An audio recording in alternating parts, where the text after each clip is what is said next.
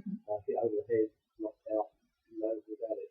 It was put down as a sexual orientation hate crime because he's gay, and he can't think of any other reason. He wasn't robbed. There was no words spoken. We didn't know who it was, obviously, because we didn't see anyone. And for him, and this is the thing about it's your own perception about what's a hate crime. That's what he thought it was. He thought it was because he was gay, so he put it down as a sexual orientation. Well, for people listening, it is a fair comment what Jurgen made, because there's a couple of gay pubs and gay clubs there. Sometimes when I've walked out on my own, I've sometimes, as they call, whiz by and shout "Leather" at me, just because walking out, people usually are aware of what is gay-friendly places or where gay people go. Or if I've been walking hand in hand with one of my previous girlfriends, you can have people make comments. So it's not very, very unusual. Think about it. How many same-sex couples do you see walking hand in hand? It can usually be a bit more acceptable for women, whether that's because it plays with the male fantasy. When I was with my previous girlfriend, we was kissing in the pub, and we'd had a guy come up and he started making the usual stupid male jokes. And I actually challenged him and said, if that was two men kissing, would you be offering to go back to the bedroom with them, or would you be punching them in the face? So it's not uncommon just for that sort of thing to happen. I'm going to be diplomatic, because usually the transgender one is, or I'm not going to be diplomatic, it's usually one nutcase in Southend who usually reports on it. But what's the usual transgender examples that you get? Is it usually if they have a masculine appearance and people being abusive to them? Yeah, across the county. They have a lot of issues with neighbours. Trans, there's a neighbour dispute. But you're right, it's definitely a lot of abuse when people are out and about and they're wearing women's clothing, whether they're just cross-dressers or whether they're even posting pre-op. Depending on how they look will depend on how much abuse they get. Okay. And just people who watch that, and then always go back, because I've got one of my YouTube clips on the trans umbrella. But for example, someone's a cross-dresser man who dresses up as a woman. So I have known some people that have had abuse or been attacked if they've been coming out of clubs. And some of the other examples I know that haven't been in Southend, but it's been up in the north, up in Darlington, and with some of that's on the council estate, and they're going through transition, and they used to have their windows broken, and some very, very extreme abuse. And it can affect people's lives. I know some people hear this sort of thing, hate crime, and they think political correctness, because the Daily Mail, papers like the Daily Mail, shit like that, little box. They like to say that, but it is actually important. So Jurgen, we've been talking about some examples of hate crime reporting. Would we be right in assuming that there's more hate crime going on across the strands than what the statistics show? Because these are reported hate crimes. Well, we believe they are. I think the government believes a lot more incidents are occurring than get reported. We know from the work that we're doing, especially with disability organisations, that their members aren't reporting for lots of reasons. So definitely, I would think our figures would at least double, if not treble, if everyone reported the incidents of hate crime that they were subjected to. Okay. And why would you think that people would be scared to? I'm not sure it's always scared to, but a lot of the time there's definitely a big fear of repercussions. About if I report this, am I going to have to go to court? What's that going to look like? They're going to know I've made a complaint, because they come and get me, or cause damage to my property because they know where I live. And also that fear of going through that court process. It is quite fearful. You have to stand up in the box and say, this person did this to me, and be cross-examined. So people have a real fear of that.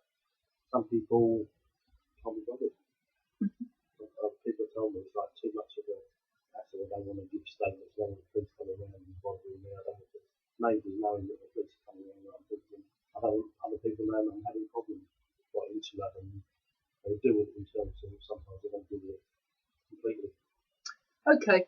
I will ask Jurgen to give an example in a minute, and also this is a YouTube bit, so when this goes on a radio show, there will be some bits of music broken in with this as well. But when I spoke to Jurgen before, he gave me an example of a case that went through, and I'm giving him time now. Let him go into his collective thoughts, and that as to what's going on. If he can remember, I can see him laughing. You see, I told you this is completely unpolished. When I have my own production company, I could call it "What Bollocks, No Bollocks Left in Thailand." This is the No Bollocks Show. Anyway, he's laughing away, and if he does carry on laughing, I will get the infamous nipple clamps out.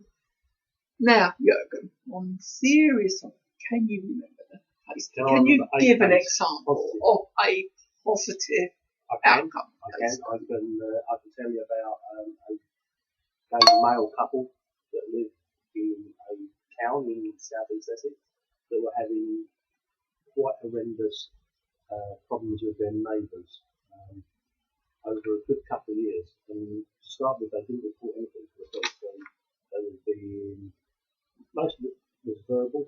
Every time they went outside the house, they were tirade of abuse from their neighbours.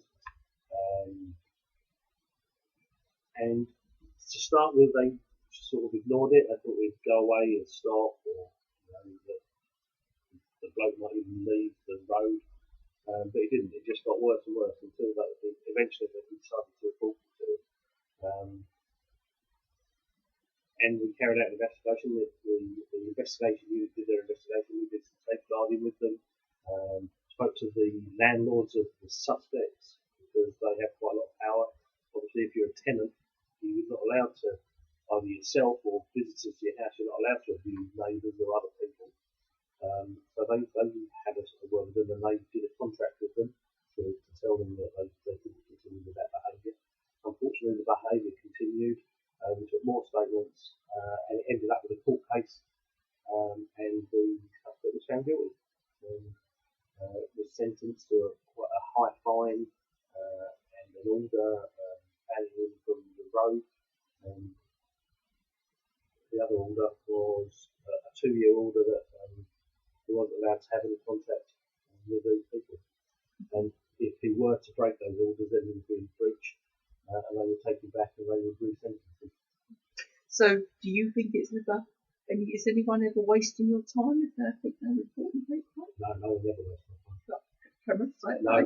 If you think it's a hate crime, if you're upset, even if you just want to talk about it just because you think it might be a hate crime, phone us, get in touch. We'll talk it through with you and give you all the advice you need to know. I'll give you a definitive whether it is or it isn't. And even if it isn't, there might be other teams in the police can do.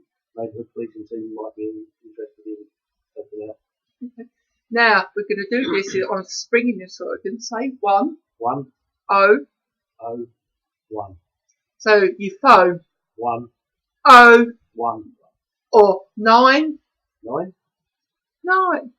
Fucking easy to remember, isn't it?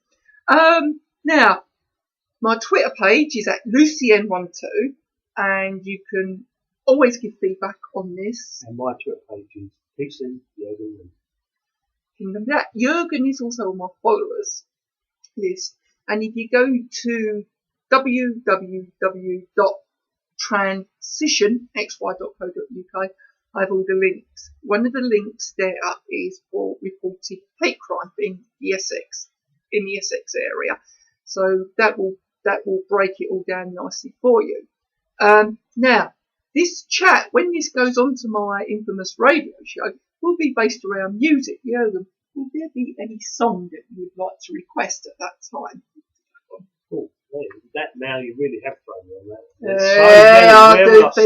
I do think so. You see these fuckers come in and think they can rehearse their fucking answers, don't they? Come on, still think. Well, if I had a choice, it would be one of the songs by a local band called Deferred Success, who are a punk folk band. And I'll have to give you the CD so that you can. So Jurgen give me the CD because he saw the puzzled look on my face. So I will play something by the Bird Success because we like local bands. We love local bands. We love local bands. Really love local bands. Anyway, Jurgen, thank you very much for giving your time today. And to people listening on joke side, I know I do have a light-hearted slant on my YouTube clips and what I do. Hate crime is serious. You see me do my talk about life gets better. Don't let bullies keep you down in your small boxes. And bullies look a hell of a lot smaller when you stand up to them. And when you report the fuckers, they get even smaller. Remember, if you let them get away with it, stop it. It's not only you that gets stopped getting picked on, it could be the next victim. The goth out.